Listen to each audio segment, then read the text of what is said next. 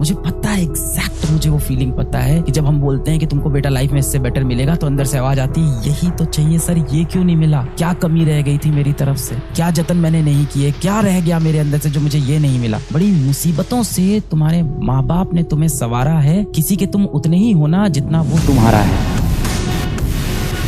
इतना भी किसी अनजान व्यक्ति से प्रेम ना करो कि वो आपका इस्तेमाल करने लग जाएं। बहुत भोले हो आप, दिल के बहुत साफ हो, इस उम्र में किसी से लगाव, किसी से आकर्षण, किसी से प्रेम होता है बहुत सच्चा वाला हो जाता है दिल से। फिर वो व्यक्ति अगर सच में आपको नहीं चाहता है तो कुछ समय बाद आपसे बात करना वो बंद कर देगा, वो आगे बढ़ जाएगा। ना जाने उसको एक बार में कितने लोग से और प्रेम हो रखा होगा। आप उनकी लिस्ट में आते होगे, उनके वन एंड ओनली थोड़ी हो आप उनकी लिस्ट में हो बेटा। उस लिस्ट में भी आप झगड़ा कर रहे हो कि कब मैं टॉप पे पहुंचूंगा। क्यों जीना है ऐसा जीवन, ऐसे क्यों मजबूर हो गए हो अपने इस पापी मन के हाथों। मुझे पता है एग्जैक्ट, मुझे वो फीलिंग पता है कि जब हम बोलते हैं कि तुमको बेटा लाइफ में इससे बेटर मिलेगा तो अंदर से आवाज आती है यही तो चाहिए सर, ये क्यों नहीं मिला, क्या कमी रह गई थी मेरी तरफ से, क्या जतन मैंने नहीं किए, क्या रह गया मेरे अंदर से जो मुझे ये नहीं मिला। फिर वो व्यक्ति छोड़ के चला जाएगा, फिर उसकी फोटो डिलीट करोगे, फोन नंबर डिलीट करोगे, सारी चैट्स डिलीट करोगे, व्हाट्सएप पे, इंस्टाग्राम पे, सोशल मीडिया पे उसे ब्लॉक करोगे, हर कोने से आप उसको डिलीट करने की कोशिश करोगे। पर जो यादें आपकी रह गई हैं, जो आपके इतने जतन, इतने एफर्ट्स आपने उसके लिए किए गए हैं, जो लम्हे आपने जी लिए हैं, ये डिलीट नहीं हो पाएंगे दिल से और ये चोट देते रहेंगे आप। Just look at your parents, look at their dedication, just look at your parents once,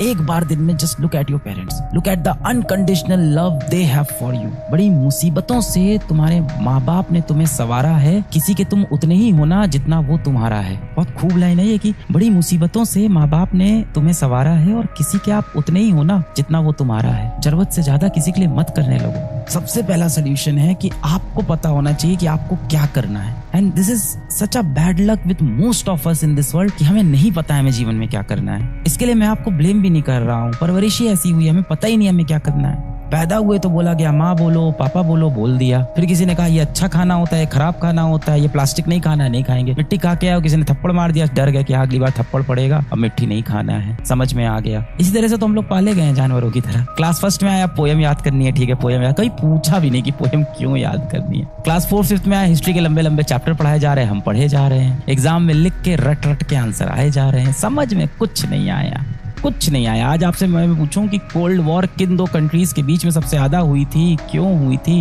world war 1 का कारण क्या था, वर्ल्ड वॉर 2 से हम समाज में क्या सीखते हैं। हिस्ट्री हमें क्यों पढ़ाई गई थी? हिस्ट्री हमें इसलिए पढ़ाई गई थी क्योंकि इतिहास से हमें सीखना होता है। आगे आने वाले समय में कोई चीज क्यों, कब, कैसे होगी ये जानने के लिए हम पीछे देखते हैं कि जो हुआ वो क्यों हुआ, वो कैसे हुआ, आगे भी वो कैसे होगा। ये सब तो किसी ने बताया ही नहीं, समझा ही नहीं, ऐसे ही पाला पोसा गया। 9th-10th में आए, सबने बोला बोर्ड सबसे इंपॉर्टेंट है, बोर्ड में नंबर लाना चाहिए, बोर्ड में टॉप करना बहुत जरूरी है, बोर्ड में 90% लाना बहुत जरूरी है, 10 CGPA बहुत इंपॉर्टेंट है, जिंदगी बन जाती है। उसके पीछे पड़ गए। 11th में आए, सबने बोला IIT निकाल दी, IIT पूरी भेड़ चाल IIT की तरफ, हा चल दिए सब लोग भाई IIT निकाल ले।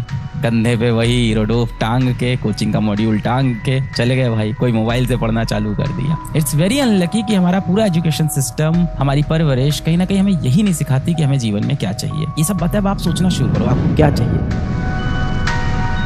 कि बचपन में इससे बड़ी बड़ी दुविधाएं आई हैं और मैंने इसको पार किया है, बहुत बार पार किया। अरे तुम्हारे अंदर हनुमान छुपे हैं, भगवान ने तुम्हें आशीर्वाद दिया है, तुम विफल नहीं होगे।